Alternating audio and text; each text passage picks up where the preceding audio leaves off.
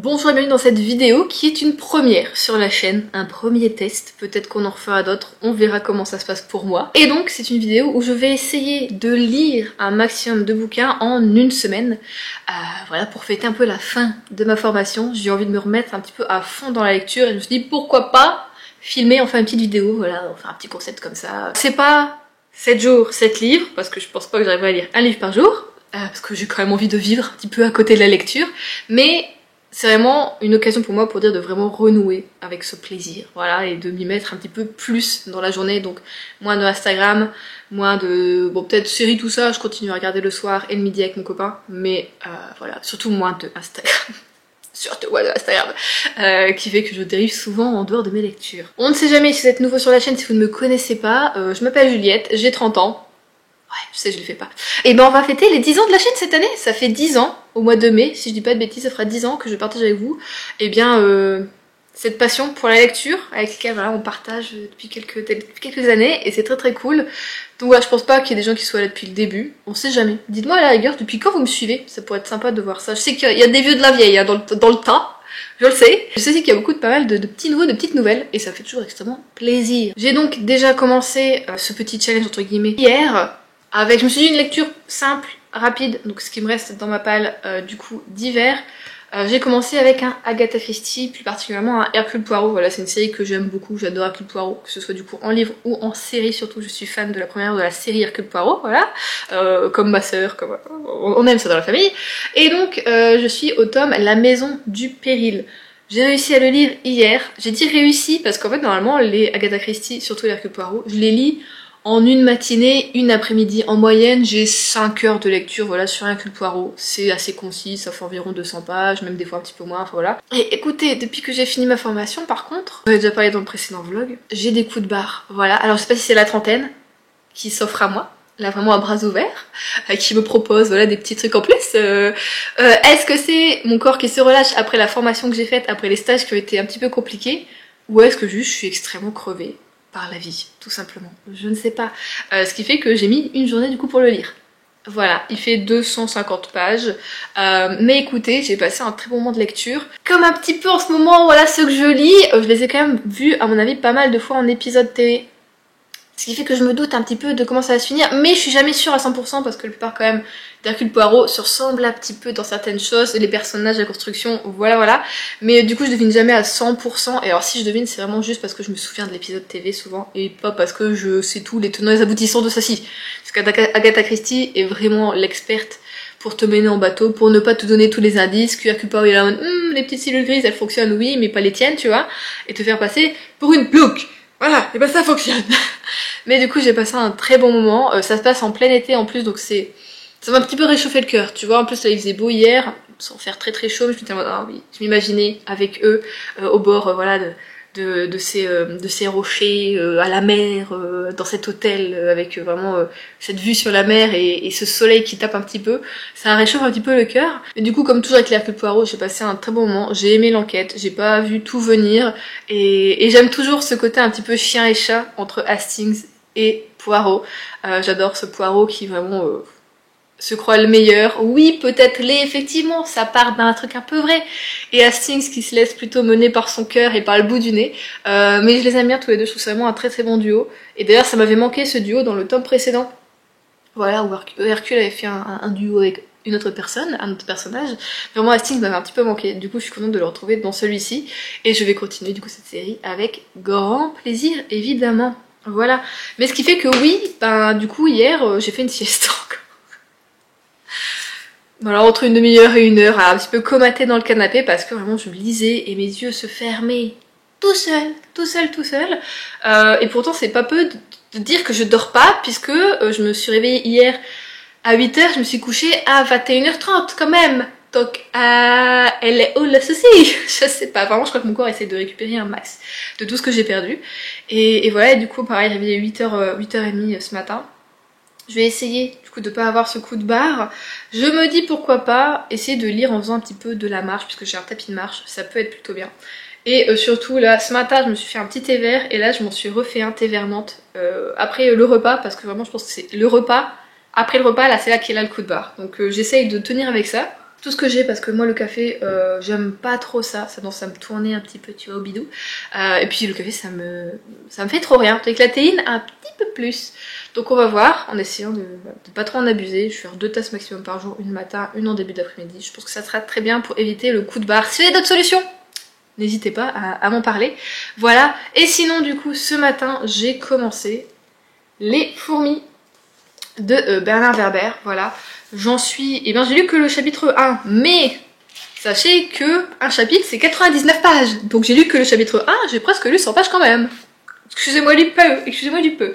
Ce bouquin, je l'ai pas vraiment choisi, c'est lui qui est venu à moi, je sais pas si vous vous souvenez. Mais j'avais fait une commande sur Vinted, la personne s'est totalement trompée de livre et m'avait envoyé ceci à la place. Bon évidemment j'ai pu annuler ma commande, la personne m'a renvoyé mon vrai bouquin, il n'y a eu aucun souci là-dessus. Mais du coup je me suis dit bon je vais le garder, Bernard Werber j'en ai jamais lu, j'en entends quand même pas mal parler, apparemment c'est une bonne écriture, c'est un bon auteur, il écrit un petit peu sur tout, plutôt pas mal. Même si, je vous avoue que ça si je l'avais vu en librairie, j'y serais pas du tout allée.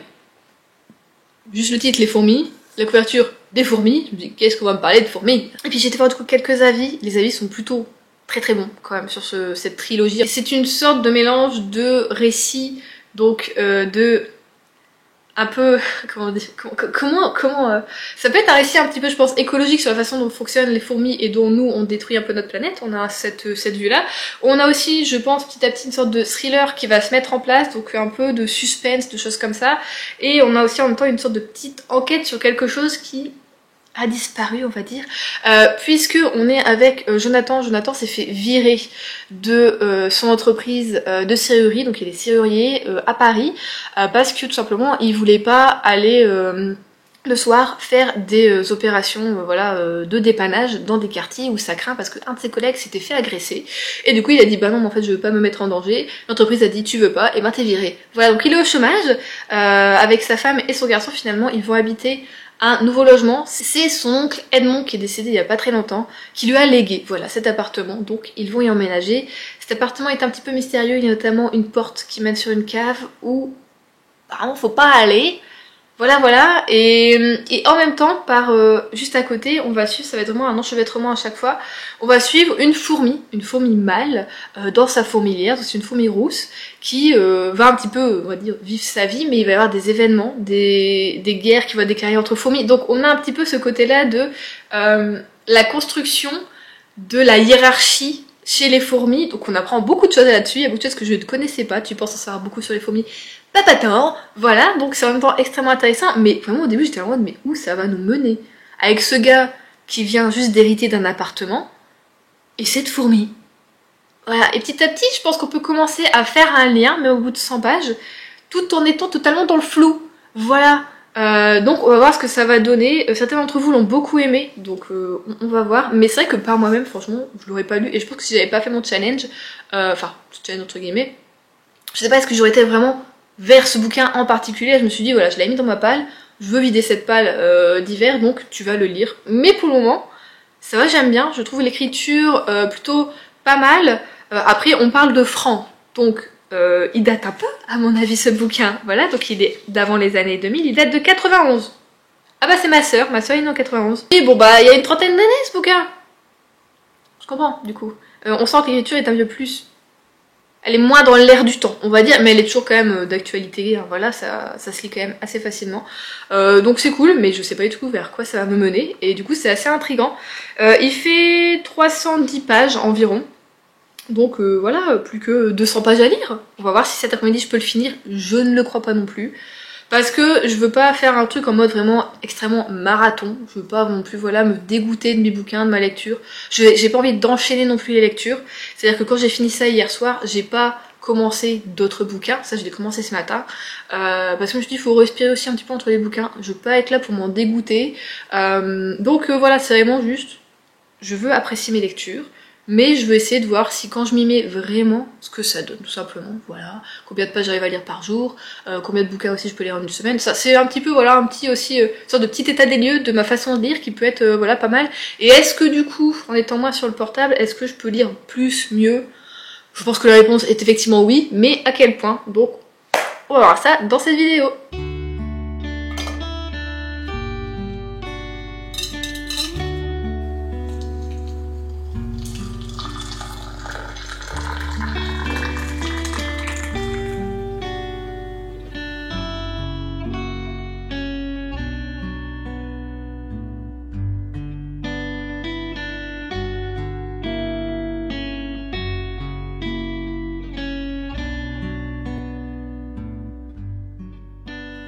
Je viens à l'instant du coup de finir Les fourmis de Bernard Werber. Et écoutez, étonnamment, voilà, comme je vous l'ai dit, je savais pas où ça allait me mener. Un peu bizarre les fourmis ou quoi. Et ben j'ai passé un très bon moment de lecture, sacrée découverte, franchement. Et c'est marrant parce que vraiment tout du long que j'étais en train de lire, donc on saute comme je vous l'ai dit entre les humains et les fourmis, même si les fourmis sont quand même plus au centre de l'action que les humains. J'étais en mode, j'ai trop envie de regarder des documentaires sur les fourmis quoi. Je sais qu'à un moment j'en regardais quelques-uns quand ça passait à la télé, mais non je regarde plus la télé, il faudrait que je m'y mette par moi-même, mais j'adore les documentaires animaliers. D'ailleurs je suis en train de regarder ceux de P1 un petit peu en ce moment qui est en train de re-regarder les trucs sur les babies, c'est trop mignon, les animaux sauvages des petits bébés. Quand je dis PA c'est Domingo.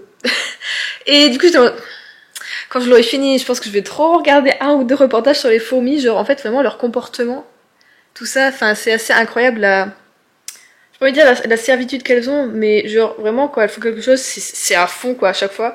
Et je trouve ça assez incroyable. Et vraiment c'est des êtres, enfin beaucoup d'êtres de toute façon d'animaux. On devrait vraiment en prendre des notes et faire peut-être un petit peu plus comme eux, voilà, repartir un petit peu, ce serait peut-être plutôt pas mal, je pense qu'on voilà. Mais du coup c'était extrêmement intéressant. À la rigueur j'ai plus lu ça presque comme un petit reportage, alors qu'il part un petit peu, c'est un petit peu voilà, c'est un petit peu fantaisiste. Allons-nous dire, voilà, sur certains moments.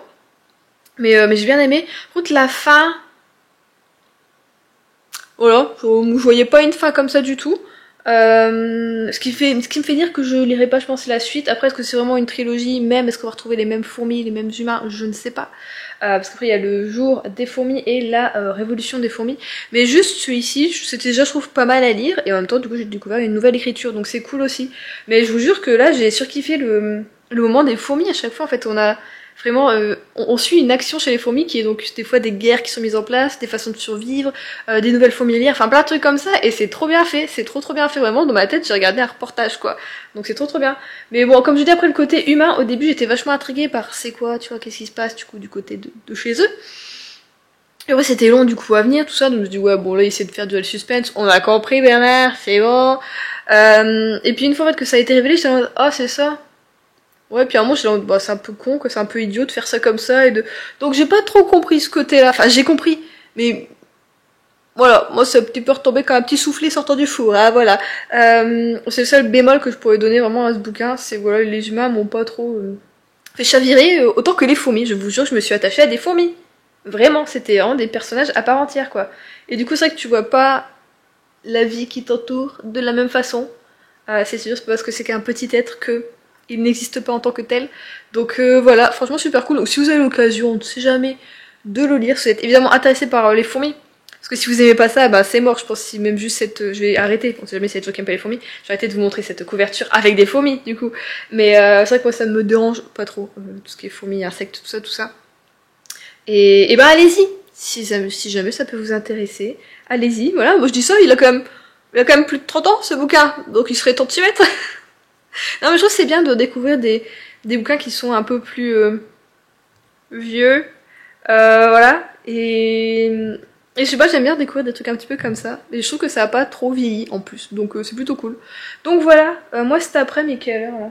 Il va être 16h. Donc je pense que je vais me prendre des petits mangas pour cet après-midi ce soir.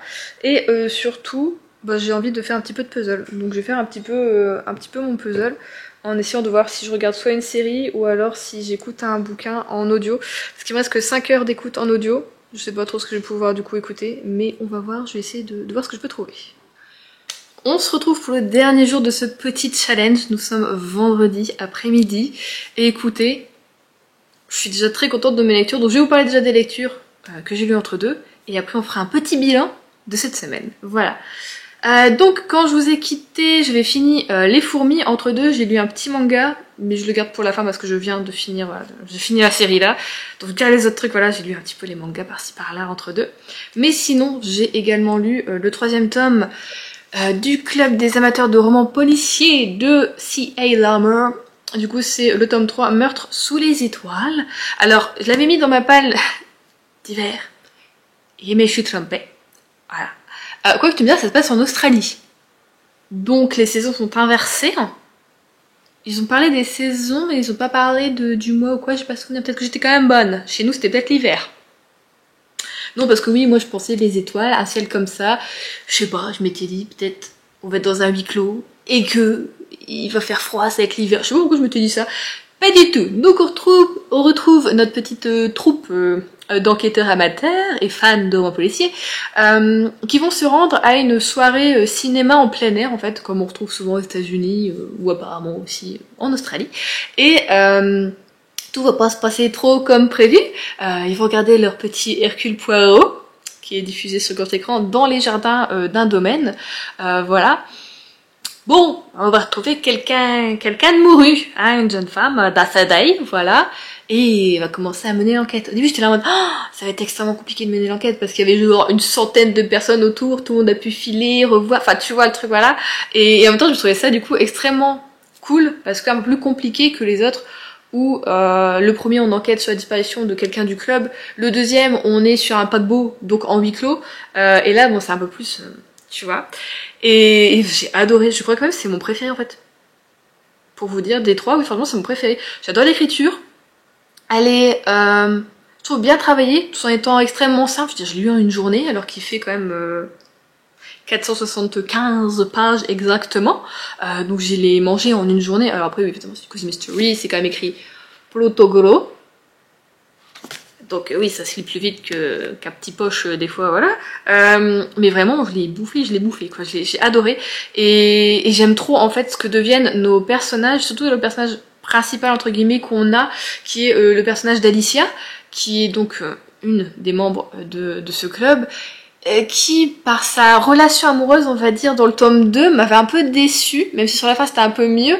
mais j'aimais pas trop sa relation amoureuse, et je trouvais que ça mettait pas du coup le personnage en valeur, tu vois, d'être dans cette relation-là, et finalement, comme ça change à la fin du 2, et ben là, je trouve qu'elle est beaucoup mieux, je trouve que c'est une femme qui est du coup devenue, je trouve, plus épanouie, je sais pas, je trouve qu'elle, j'aime la dimension et la nouvelle forme qu'a son personnage, et du coup, je m'accroche beaucoup plus à elle, donc je l'aime bien. Alors les autres, je trouve super drôle, Perry, je l'adore, Perry, je l'adore, parce que c'est vraiment le gars qui va te dire en face que tout le monde pense tout bas, donc j'adore.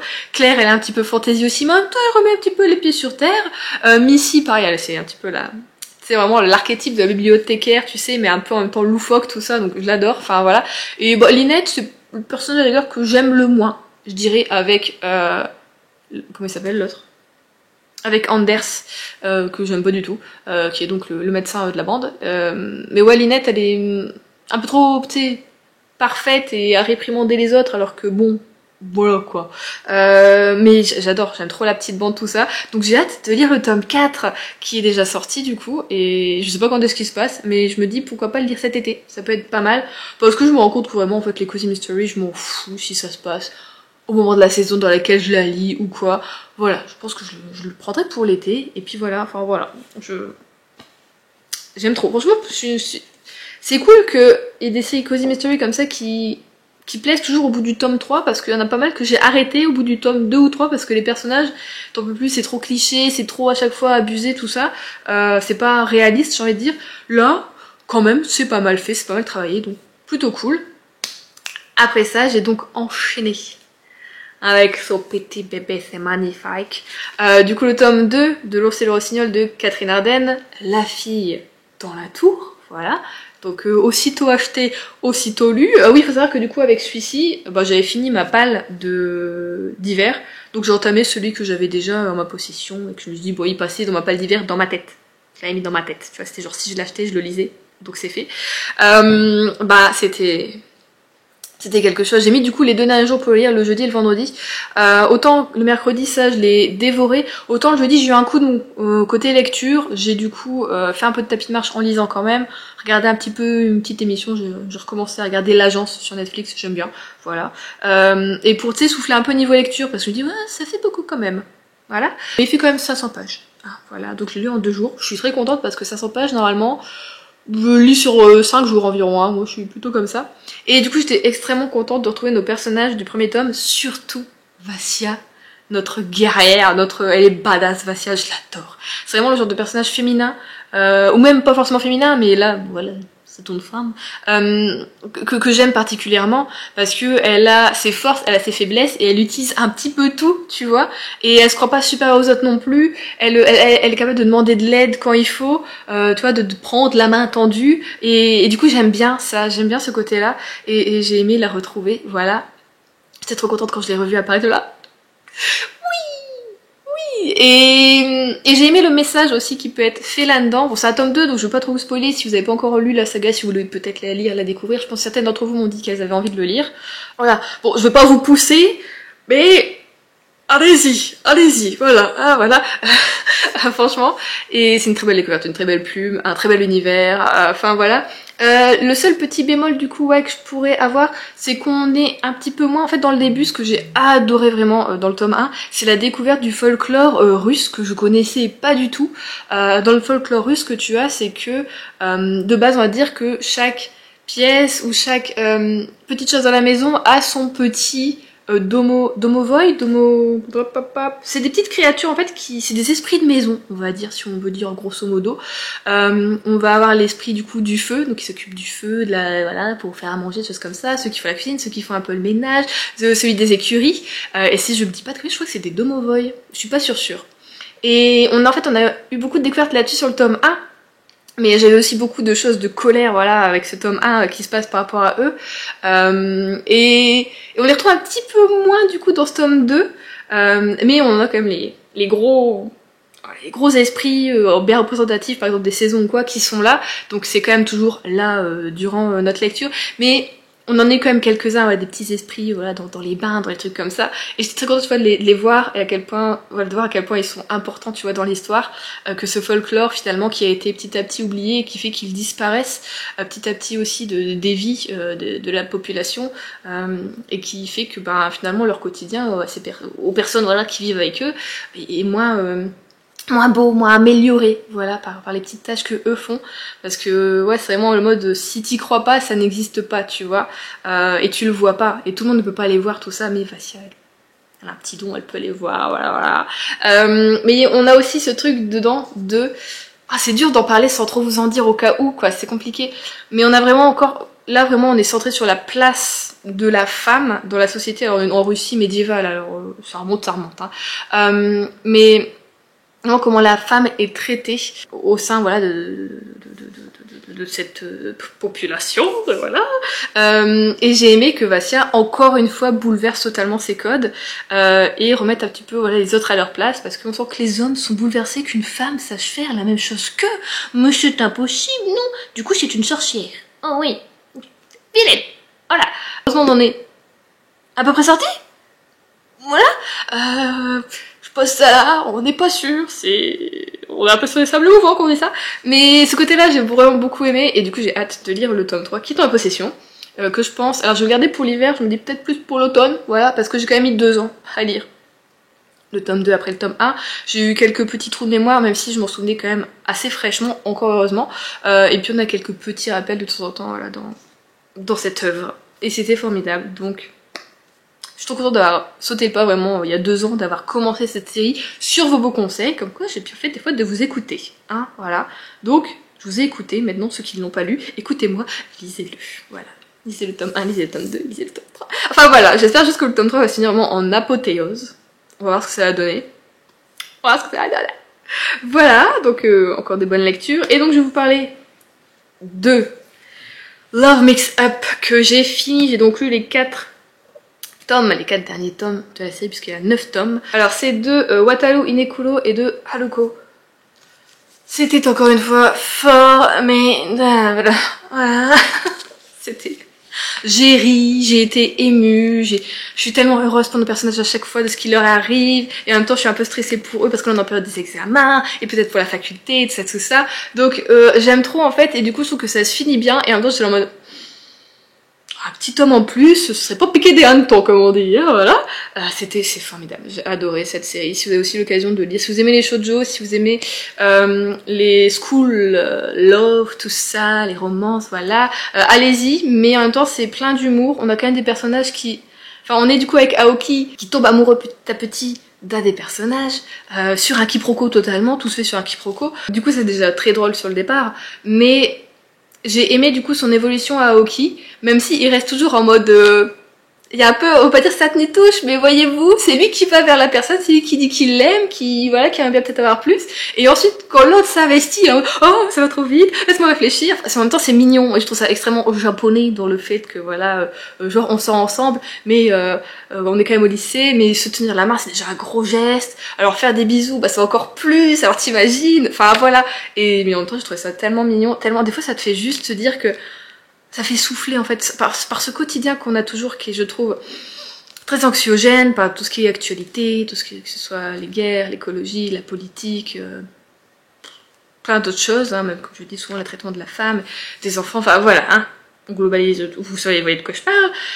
Ça fait du bien de souffler avec un manga comme ça qui des fois se prend pas trop au sérieux, qui traite quand même d'un sujet qui est extrêmement important, mais toujours avec un peu d'humour, de délicatesse et un peu d'autodérision parfois. Enfin, du coup, j'adore et je suis trop fan. Et je me dis que ça, je vais le remonter dans le Nord et je vais le prêter à ma sœur parce que je pense qu'elle peut l'adorer. Aoki, elle va être là en mode oui, il me tape un peu sur les nerfs, je pense. Parce que c'est un personnage très ouh, voilà, si tu veux le représenter, c'est un petit bonhomme qui gesticule un peu partout et qui crie un peu, voilà, c'est ça. Mais en même temps, il est tellement mignon, tellement adorable, et il veut tellement bien faire les choses, et il prend tellement soin des autres que c'est trop mignon, c'est trop gentil, enfin, tu vois, il est trop gentil. Mais je pense qu'elle peut adorer sinon, donc en plus, ça prendra pas trop de place, je pense, dans ma petite voiture. Donc voilà, c'était parfait. Et là, je suis en train de me dire, qu'est-ce que je vais dire? Ah, il me reste Nana, je peux dire Nana. Bon bah je vais lire Nana, et Nana par contre je vais pleurer ma race. Là je rigolais, là je vais pleurer. Mais c'était génial, du coup je pense que j'ai extrêmement bien fini ma semaine avec ça. Et du coup ça, les 4 tomes, je les compte comme un seul et même bouquin parce que je mets 1 heure pour lire un manga, un tome de manga. Donc je me dis voilà, ça fait 4 heures, ça fait comme si j'avais lu un livre. Écoutez, cette semaine a été, je trouve, ma foi, très très bien. J'aurais pu faire mieux, on va pas se mentir. Voilà, le soir, je regardais une petite série, une petite vidéo avec Adrien. Mais c'est vrai que je suis quand même contente de ce que j'ai fait. Et ça prouve que je peux vraiment m'investir plus dans mes lectures et je peux lire plus quand je le veux et arrêter d'être sur le téléphone et tu vois. Alors j'ai déjà le bloqueur de Instagram où je mets une demi-heure par jour. Bon des fois j'augmente un petit peu minuteur tout ça. J'avoue, oui je le fais de temps en temps. Mais j'ai aimé me dire que, me challenger un petit peu là-dessus et me dire que j'en suis capable, si je veux, je peux.